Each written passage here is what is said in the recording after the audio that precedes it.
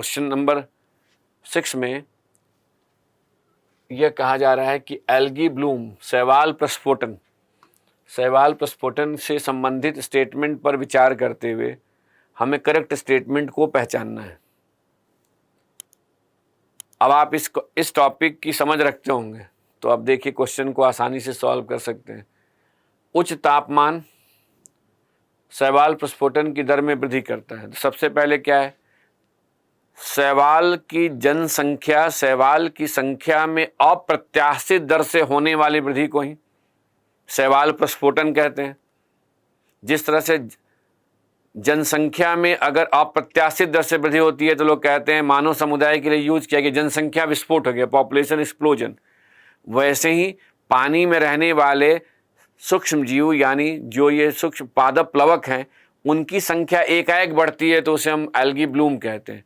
तो चूंकि शैवाल एक प्रकार का पादप प्लवक होता है और इसकी संख्या को निर्धारित करने वाला जो फैक्टर है वो है प्रकाश संश्लेषण, क्योंकि यह प्रकाश संश्लेषण के द्वारा ही सौर ऊर्जा को बायोमास ऊर्जा में परिवर्तित करता है और बायोमास ऊर्जा में जब परिवर्तित करेगा तो इसका ग्रोथ भी तेजी से होगा।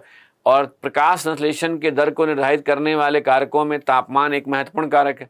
सीधी सी बात है, जब तापमान में वृद्धि होगी, प्रकाश संश्लेषण का दर अधिक होगा तो शैवाल की संख्या में भी वृद्धि होगी। तो ये एक स्टेटमेंट करेक्ट है। ब्राउन टाइड शैवाल प्रस्फोटन का एक प्रकार है। तो चूंकि जो शैवाल होते हैं वो रेड एल्गी लाल रंग के भी होते हैं, ब्राउन कलर के भी होते हैं, ब्राउन ग्रीन एल्गी जिसे कहेंगे। तो ये जब ब्लू कलर के भी होते हैं, ब्लू ग्रीन एल्गी। तो जब शैवाल की संख्या बढ़ती है, एल्गी ब्लूम होता है, तो या तो समुद्र का पानी का रंग यानी कोई भी जलीय स्रोत है उसका रंग लाल भी हो सकता है, उसका रंग नीला भी हो सकता है, उसका रंग भूरा भी हो सकता है। तो blue tide, brown tide, red tide जैसे टर्म अगर आए तो उसका संबंध किससे है? शैवाल प्रस्फोटन से। तो यह स्टेटमेंट भी क्या है? करेक्ट है। अब आ जाइए, तीसरा स्टेटमेंट है ओलिगोट्रॉफिक अवस्था में शैवाल प्रस्फोटन की सर्वाधिक संभावना होती। तो अब यहाँ ध्यान दीजिए कि 3 प्रकार से किसी भी जलीय पारिस्थितिकी तंत्र के जीवन चक्र की, लाइफ साइकिल की 3 अवस्था होती है, यानी जिसका संबंध जीवीय अनुक्रमण की प्रक्रिया से, बायोटिक सक्सेशन से। और पहली अवस्था को हम ओलिगोट्रॉपिक कहते हैं, दूसरी अवस्था को मेजोट्रॉपिक कहते हैं और तीसरी अवस्था को यूट्रॉपिक कहते हैं।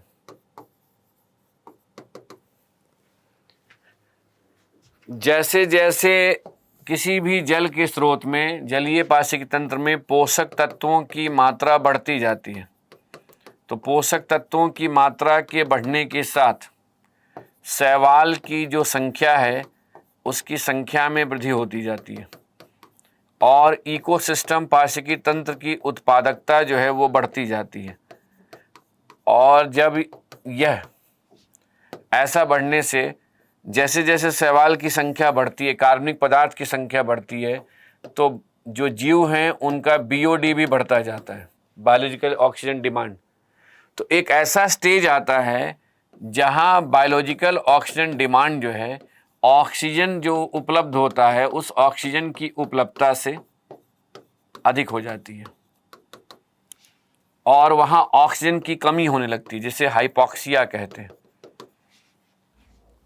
और उस समय इकोसिस्टम की प्रोडक्टिविटी बढ़ने की बजाय कम होने लगती है। उस स्टेज को यूट्रॉपिक स्टेज कहते हैं। इसे हम जलीय चक्र के विकास की अंतिम अवस्था कह सकते हैं। इस समय शैवाल की संख्या बहुत अधिक हो जाती है, यही एल्गी ब्लूम का स्टेज कहलाता है। एल्गी ब्लूम का स्टेज कहलाता है, शैवाल प्रस्फोटन का स्टेज कहलाता है। तो जो आपको प्रश्न में विकल्प दिया गया है उसमें ओलिगोट्रॉपिक की बात की जा रही है, तो कहेंगे नहीं, यह कब सही होता है? जब वहाँ यूट्रॉपिक स्टेज की बात की जाती है। ठीक है। और एल्गी ब्लूम प्रकृति के अनुरूप होने वाली एक सामान्य प्रक्रिया है। जैसा हम जानते हैं कि किसी भी जीव का अगर जन्म होता है तो उसका एक जीवन चक्र होता है और सामान्य स्थिति में उसकी जो जीवन प्रत्याशा दर होती है उसके अनुरूप अगर उसकी मृत्यु होती है तो कहते हैं वह एक नेचुरल डेथ है। उम्र हो गया था, अब इस समय इनकी मृत्यु होने का समय होता, ठीक है, एक नेचुरल प्रोसेस हुआ। लेकिन अगर समय से पहले किसी की मृत्यु हो जाती है तो कहते हैं ये जो है नेचुरल नहीं, एक्सीडेंटल है, एक प्रकार की दुर्घटना है, एक दुखद खबर है।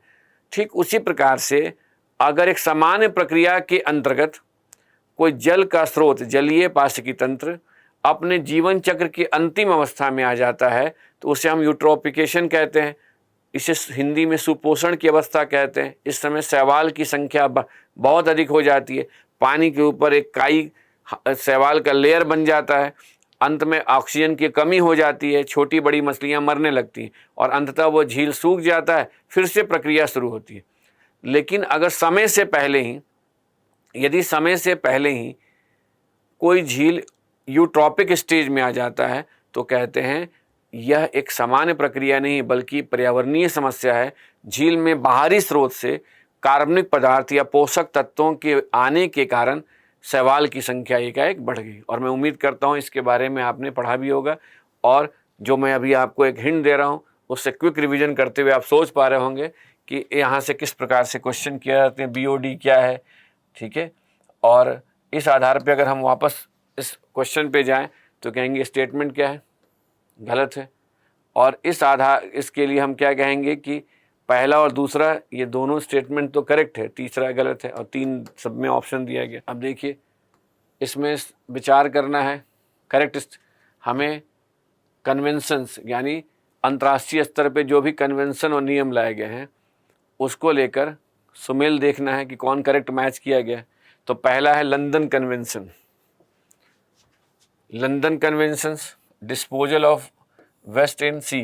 तो ध्यान दीजिए कि एक तरफ जो है अंतर्राष्ट्रीय स्तर पर यह निर्णय लिया गया कि जिस प्रकार से समुद्री प्रदूषण के कारण, समुद्र के प्रदूषित होने के कारण पाशिकी तंत्र असंतुलित हो रहा है और असंतुलित होने के साथ जैव विविधता का ह्रास हो रहा है, उसे देखते हुए हमें कहीं ना कहीं समुद्री प्रदूषण पर नियंत्रण करना होगा।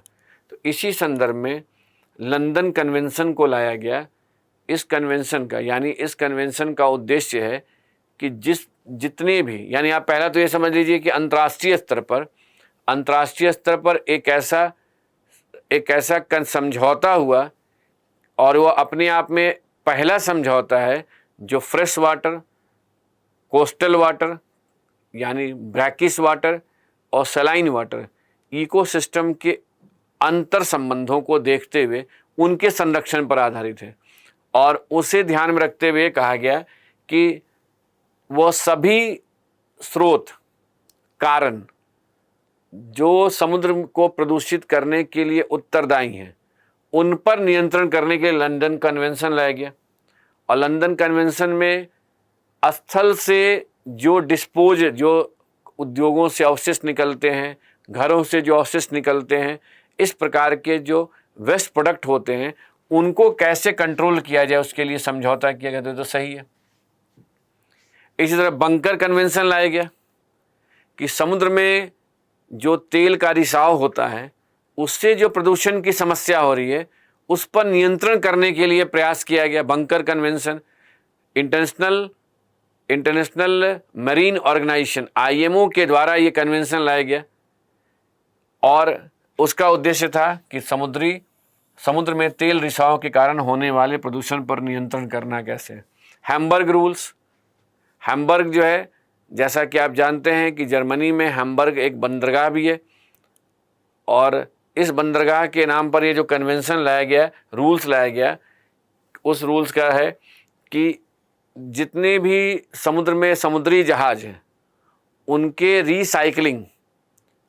रिसाइकलिंग के समय रिसाइकलिंग करके उनको जो है उनका प्रबंधन करें। यानी जो जहाज अब काम के नहीं हैं उनसे जो प्रदूषण हो सकता है उसके बारे में विचार करें। और वो जो कैरी करते हैं, कैरिएज ऑफ गुड्स बाय सी, उस पर हमें कंट्रोल करना है। तो ये हैम्बर्ग रूल्स इसीलिए आया गया। और मार्पोल, कोई भी समुद्री जहाज जो ऑपरेशन में होते हैं, जो जिनका हम उपयोग करते हैं, उनके ऑपरेशन के कारण या उनसे निकलने वाले जो भी वेस्टेज होते हैं, समुद्री जहाज से भी अवशिष्ट पदार्थ निकलते हैं, उनसे जो समुद्र में प्रदूषण होता है उन पर नियंत्रण के लिए मार्पोल रूल्स लाया गया। इसलिए इसमें चारों ही क्या है, करेक्ट है। अब देखिए इनके बारे में जो दिया गया है, इन सभी को आप क्या करें, अलग अलग टॉपिक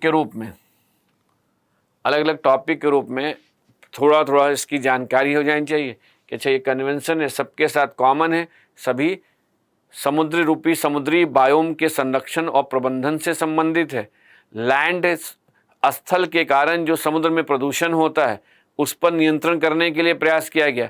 एक ऐसा प्रयास इंटरनेशनल लेवल पर किया गया जिससे कि स्वच्छ जलीय, खारा जलीय, समुद्री जलीय पारिस्थितिकी तंत्र का संरक्षण हो सके।